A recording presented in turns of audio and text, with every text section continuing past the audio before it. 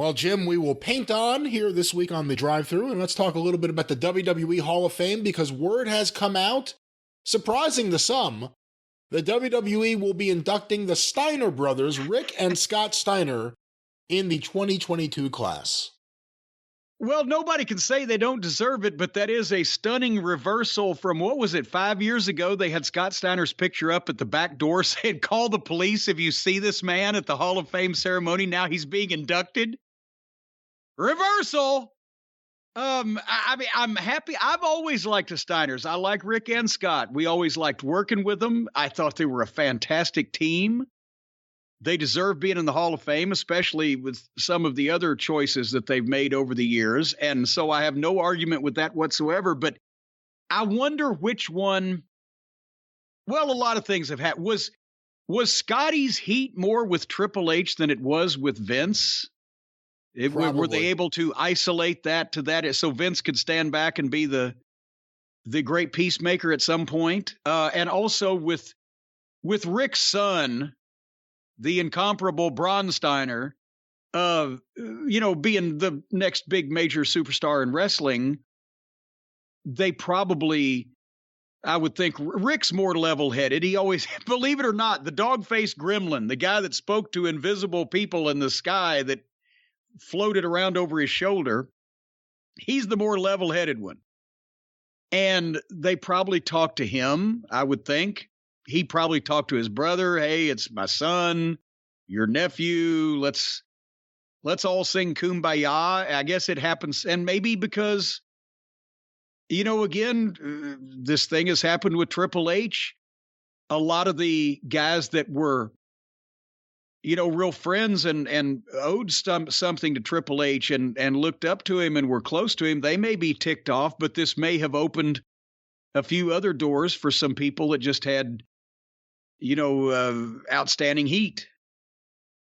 But I can't argue with the choice, but I think it's fucking hilarious that, will this be the only time ever? Maybe it'll happen in a couple of years with Will Smith at the Oscars in reverse. Before he was allowed at the Oscars, now there's the picture of him at the back door. Police, call him if he comes. But now in reverse, Steiner was banned and now he's inducted. I like it. In terms of the Steiner brothers as a tag team, one of my favorite tag teams of all time, for a few years there, they were innovative, they were powerful, they had places going crazy. You go back and watch the crowd reactions in WCW, some of those Steiner brother matches. What do you think their place is in wrestling history? Because they didn't have a 10-year run. And as far as being the elite tag team that they were, it was about 4 or 5 years that they were elite. Hate to use that term, but you know what I mean. Yeah. The cream of the crop. What do you think the Steiner brothers, where do you think their place in wrestling history is? Oh, God. At first, everybody thought Rick was going to be a big, everybody knew even when Rick was just the dog-faced gremlin, and even before that in Mid-South, when he was just starting, they knew he was going to be good. And then in the Varsity Club, he was the guy they focused on because he just had that natural charisma, and that's one of those things where the fans started it. Kevin Sullivan knew little ways and little tricks that he could get attention on a guy like Steiner who could, had personality and could carry the ball. And he gave him little quirks and things and then just let him run off with it by himself. And everybody knew Rick was going to be a star. But as it turned out, I think Rick was better in a tag team. That was his environment. And especially when Scotty came along. Remember, we've talked when Scotty came along, he was the little brother. And everybody thought that Rick was the guy. And Scott was a little greener at first, obviously. But then Scott, after the tag team, and honestly, by then, injuries and age was modifying his style, but he became the second coming of superstar Billy Graham and ended up being the single star that people at the start, before Scott even got in the business, thought Rick would be. Rick, I think, fit better in a tag team. He wasn't the guy or the, I'm not even saying it right, but Rick was one of those guys that as great as he was he wasn't going to be a main event singles guy to the level that Scott was, because Scott found that personality and completely transformed his look and himself. He always had the physique. But then, when he got injuries, he went crazy with the physique because he couldn't do the wild shit you were talking about anymore that the Steiners did when they were innovative. But anyway, having said that, tremendous tag team. Then Scott went on and had a great singles career. Unfortunately, spent quite a bit of time in TNA, but but we've all got the skeletons in our closet. And Rick, honestly, he's the one that got out of wrestling quicker. And not only is he a businessman, but also he's run for office down in Georgia on a local level and is an upstanding member of the community. Who would have thought it? So, but Hall of Fame in anybody's book. And the tag team matches, I've said, Rick and Scott were like if the Road Warriors were agile. And yes, Hawk and Animal were agile for guys that size, but neither one of them's going to do any Frankensteiners. And the suplexes and the control they had, you see it now in Braun Steiner. And I've talked about it. He's strong enough, just like his dad and uncle were. They looked dangerous, but they were so strong they could pick you up, turn you around in the air, and put you down in the right place and not hurt you. And they were like the Road Warriors in a lot of ways. That I loved the Midnight Express matches. We loved working with the Steiners. A lot of people didn't, because they would just beat them up.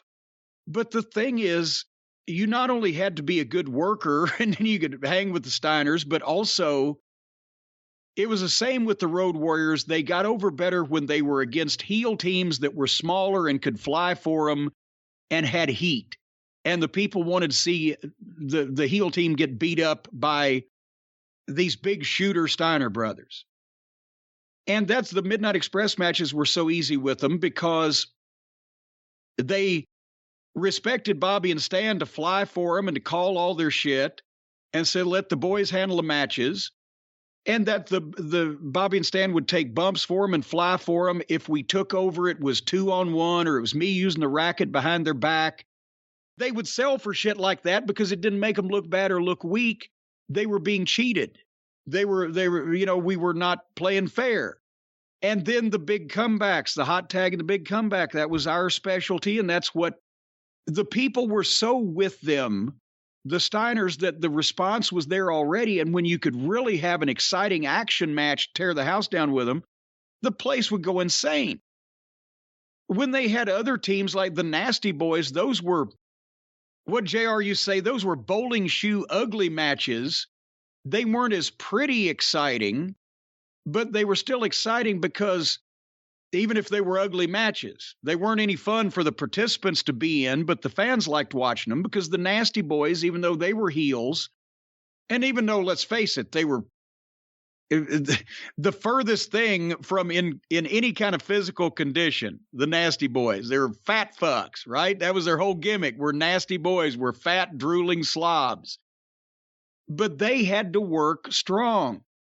They didn't just fly for people because they were working like they were badasses.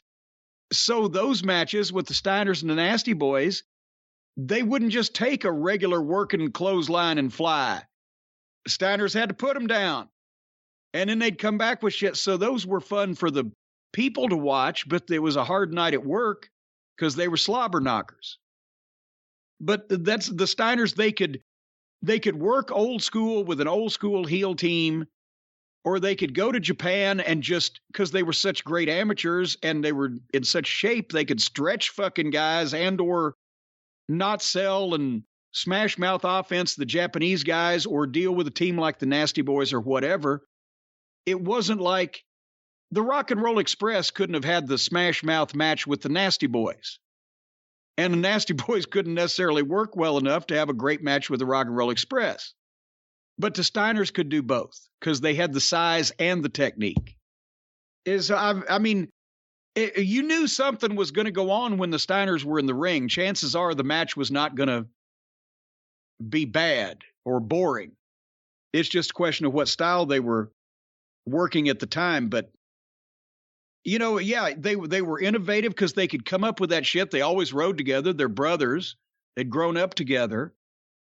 And they had kind of a knowledge of their teamwork stuff was the same thing as we used to do with the Midnight. And I've said every great team would do. They'd find something that each one could do, and then they'd figure out a way for the other one to get in on it.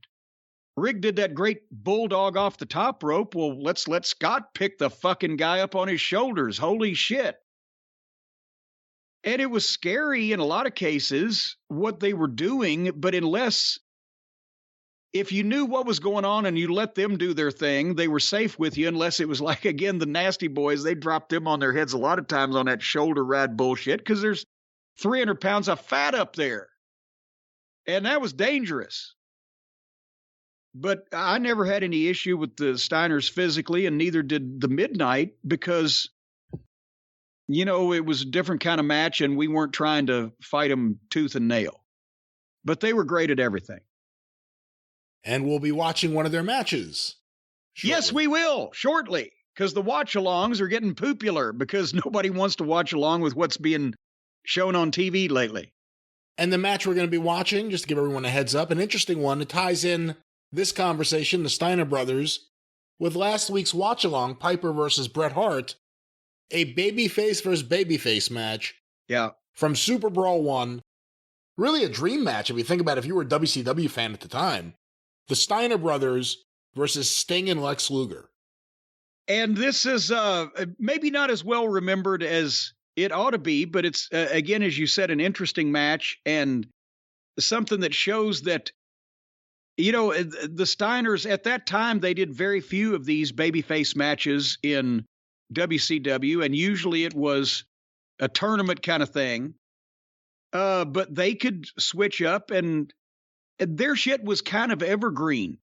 As long as it was Steiner shit, there was different Steiner shit that they could do with baby faces and with heels and with different kind of teams, but the people always liked it because it always fit the Steiners. They weren't going out there trying to do Ricky Steamboat arm drags. That wasn't their thing.